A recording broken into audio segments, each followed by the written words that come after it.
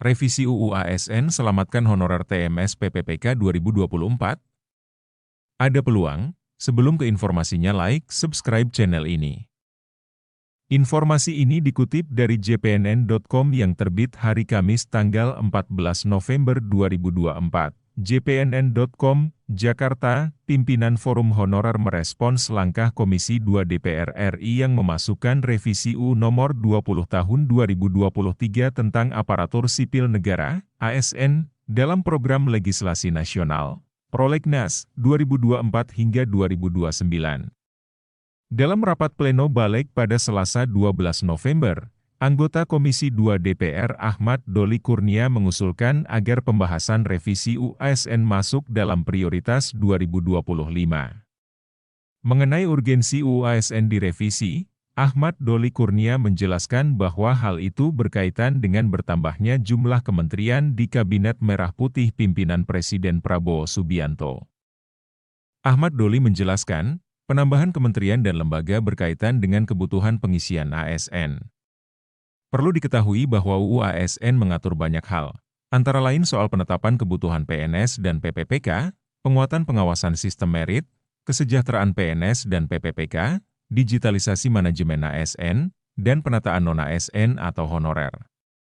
Dengan kata lain, masalah honorer hanya salah satu pokok pengaturan di UU ASN.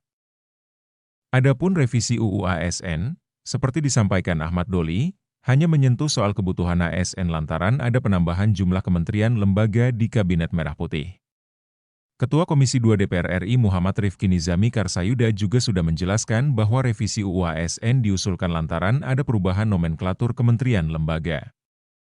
Dengan jumlah kementerian, lembaga yang bertambah gemuk, perlu ada regulasi yang mengatur komposisi ASN untuk mengisinya. Pejabat Eselon 1, Eselon 2 dan seterusnya di kementerian lembaga baru itu harus diatur, makanya UU ASN mendesak direvisi. Diterang Rifki Nizami yang dihubungi jpnn.com, Rabu, 13 November 2024. Respons honorer terhadap revisi UU ASN. Meski demikian, pimpinan honorer merespons kabar revisi UU ASN dengan perasaan campur aduk. Dewan Pembina Forum Honorer K2 Tenaga Teknis Administrasi Nurbaiti sangat khawatir revisi UU ASN menyentuh pasal-pasal yang berkaitan dengan penataan non-ASN.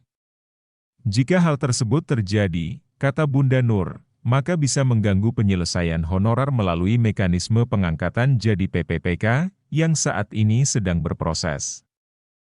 Di sisi lain, Bunda Nur juga berharap, jika revisi UU ASN menyenggol pasal tentang nasib honorer, maka bisa menjadi peluang baik.